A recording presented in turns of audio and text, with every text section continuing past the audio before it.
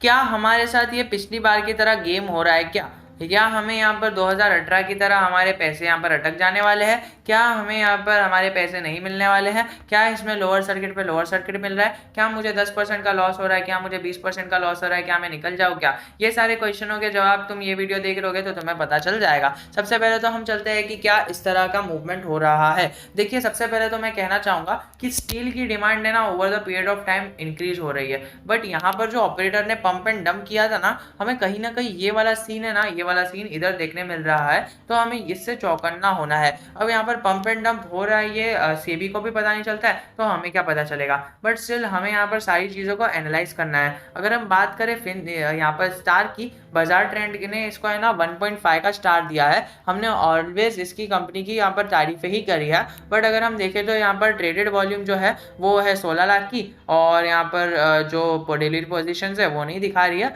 Obviously. चलो हम दूसरी चीज़ों पे चलते हैं। देखो, सबसे पहले मैं बताऊंगा 2018 का यहाँ पर सीन चल रहा है। देखो, तुम अच्छे से यहाँ पर वैल्यू देख लो, 12 जनवरी 2018। ये अगर तुमने इसे इन्वेस्ट किया था ना 2017-18 से, तो तुम्हें ये डेट तो पता ही होनी चाहिए, और होगी ही अगर तुमने इन्वेस्ट किया है, बिकॉज मुझे पर्सनली ये डेट पता ही है, 12 जनवरी 2018। अगर तुम यहाँ पर देखोगे 12 जनवरी 2018 को क्या हुआ था एक्चुअली 2018 को, ओके, तो तुम देखोगे मार्च के क्वार्टर में इसका ऐसा रेवेन्यू आया था कि यहाँ पर इसके रिजर्व बढ़ गए थे और इसकी बोरिंग्स थोड़ी सी बढ़ गई थी, बस इतना है। ओके, रिजर्व्स और बोरिंग्स को यहाँ पर देखोगे तो यहाँ पर सारी चीजें हमें यहाँ पर अच्छी देखने मिल रही है। तो ओवरऑल हुआ क्या, मतलब यहाँ पर 12 जनवरी 2018 को अगर हम यहाँ पर थोड़ा सा नजर डालें इस पे 12 जनवरी 2018 की सेल्स पे, तो यहाँ पर सेल्स देखने मिलेगी, सेल्स बढ़ गई थी, एक्सपेंसेस ज्यादा बढ़ गए थे, okay, and operating profit came out to be negative. But अगर हम देखें तो अभी तक उसने ऐसा कुछ रिकवर नहीं किया कि वो ऑपरेटिंग प्रॉफिट यहाँ पर पॉजिटिव में ला रहा है। 2018 से जो हमें यहाँ पर नेगेटिव देखने मिला वो 2016 से चल रहा था एक्चुअली, बट 2016 से इसने है ना 1 करोड़ का लॉस दिया, उसके बाद 2 करोड़ का दिया, और उसके बाद सीधा 30 करोड़ का दे दिया। अब यहाँ पर 3 करोड़ से 30 करोड़, यानी तुम समझ सकते हो कि कितना ज्यादा लॉस दिया था। मतलब तुम समझ सकते हो कि कोई कंपनी में अगर तुमको 3 लाख पर मंथ मिल रहा है और किसी मतलब यहाँ पर अगले ही महीने अगर तुम्हें 30 लाख पर मंथ मिल रहा है, तो तुम समझ सकते हो कितना बड़ा डिफरेंस आ जाता है। मतलब तुम अभी ये पर मंथली सैलरी के बारे में बात किया मैंने, 3 लाख की और 30 लाख की अगले ही महीने मिलने लगे, तो तुम कंपैरिजन करने लग जाओगे। या फिर तुम्हें 30 लाख पर मंथ मिल रहा है और तुम्हें अगले महीने से है ना 3 लाख की मिलना चालू हो जाए, तो तुम क्या करोगे, मतलब 10x कम हो गई। अब यही चीज हुई है इधर, ऑपरेटिंग प्रॉफिट 10 गुना माइनस में चले गया, 3 करोड़ का 30 करोड़ माइनस में चले गया, and that is why we can gradually see the fall in the stock. But यहाँ पर स्टॉक ने ऐसा नहीं है कि रिकवर होने की कोशिश नहीं की, उसके बाद जो यहाँ पर कंपनी को पछाड़ा गया है, यहाँ पर बहुत ही अच्छी सी तरह से पछाड़ा गया है, और अब ये बुल रन की वजह से कंपनी फिर से भागना चालू हो गई। And we have always said you यहाँ पर पिछली वीडियोस में कि यहाँ पर तुम ये जो है ना रेजिस्टेंस, इसको अपना है ना यहाँ पर टारगेट बुक करके चल सकते हो।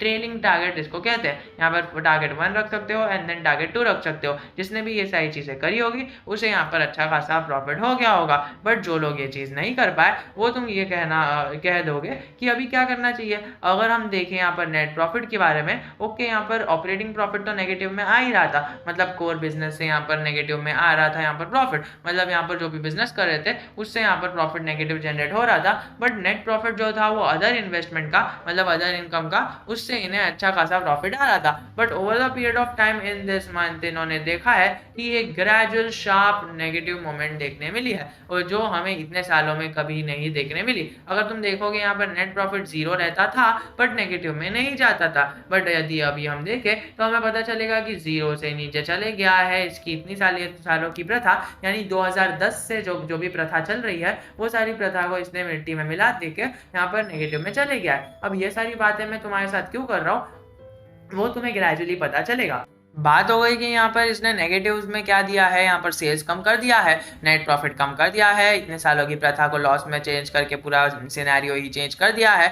बट अगर तुम देखो पॉजिटिव्स की बात, तो हमें यहाँ पर डेटा जो इतने सालों से बढ़ते हुए देखने मिल रहे थे, 2018 की बात है, 2018 से अभी हमें डेटा बढ़ते हुए देखने मिल रहे थे, वो हमें यहाँ पर कम होते हुए दिखे हैं, और बहुत ज़्यादा यहाँ पर कमी होते हुए दिखी है। यानी अभी इनको पैसा जल्दी आएगा। डेटा डे मतलब ये होता है तुमने अभी सामान बेचा तो तुम्हें कितने डेटा डे के बाद पैसा आएगा। तो पहले यहाँ पर 500 दिन के बाद पैसा आता था, अब यहाँ पर 40 दिन के बाद ही पैसा आ जाएगा। अगर हम बात करें प्रमोटर्स की होल्डिंग की, तो प्रमोटर्स को तुम्हें क्या लगता है, अगर प्रमोटर्स किसी कंपनी को चला रहे, मतलब यहाँ पर तुम्हारी कंपनी है और ये तुम हो, तुम्हारे पास कंपनी में शेयर्स है, अगर तुम यहाँ पर सारे डिसीजन ले रहे हो, तुम यहाँ पर सारे बिजनेस कर रहे हो और सब चीज़ कर रहे हो, बट यहाँ पर अगर तुम्हें दिख रहा है कि यहाँ पर ओके यहाँ पर कोई बिजनेस नहीं हो रहा है, कोई सेल्स नहीं हो रही है, कोई आ नहीं रहा है, सब यहाँ पर हमें चीज़ें दे रहे हैं, यहाँ पर गलत चीज़ें कह रहे हैं, तो तुम्हारे अंदर एक डिमोटिवेशन आ जाता है। बट ये ऑब्वियसली तुम यहाँ पर डिस्कस नहीं करोगे यहाँ पर किसी भी साइट पर, बट तुम्हारे अंदर ही अंदर तुम्हें पता रहता है कि कंपनी की हालत कैसी है, क्योंकि तुम्हें यहाँ पर सारी डिसीजन लेते हो, सारी चीज़ों से वाकिफ रहते हो। एक प्रमोटर ही होता है जो कंपनी के सारे डिसीजन से वाकिफ रहता है,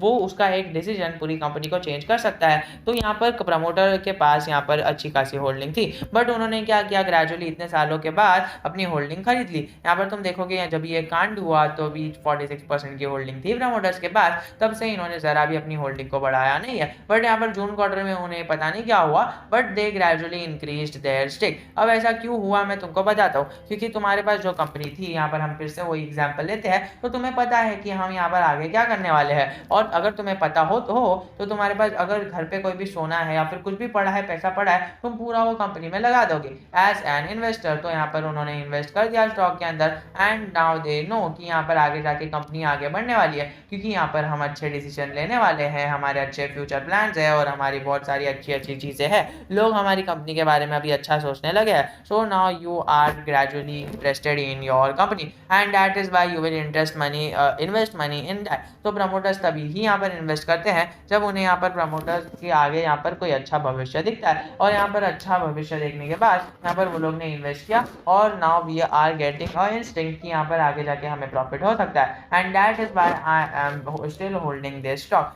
बाकी सारी से तो ओके है, बट यहाँ पर प्रमोटर्स की होल्डिंग इंक्रीज होने की वजह से हमें एक फेथ ऑफ पेशेंस मिलता है कि यस अब हम इसके अंदर इन्वेस्ट कर सकते हैं, जो हमें आगे जाके रिटर्न्स देगा। ग्रेजुअली जिस तरह से प्रमोटर्स अपनी कंपनी में पैसा डाल रहे हैं, इसका मतलब वो लोग आगे जाके प्रोग्रेस का यहाँ पर व्यू लेके चल रहे हैं, और एक बार कंपनी का प्रोग्रेस हो गया, that will gradually help us to increase the holding and the income and the यहाँ पर रिटर्न्स इन द स्टॉक। तो ये सारी चीज़ें यहाँ पर कंपनी में होती है। और यहाँ पर अर्निंग्स की बात करें तो यहाँ पर अदर इनकम से अर्निंग होती है, जो हमें यहाँ पर थोड़ी सी खराब देखने मिल रही है, बट स्टिल वो सारी चीज़ों में हमें अभी मंदी देखने मिलेगी। और आगे जाके आपको पता ही है स्टील सेक्टर का कितना अच्छा डिमांड है। अगर तुम्हें पता नहीं स्टील सेक्टर का कितना अच्छा डिमांड है, तो तुम ये वीडियो पे क्लिक करके देख सकते हो। एंड अगर कुछ डाउट है, we are always just a comment away from you. जय हिंद, जय भारत।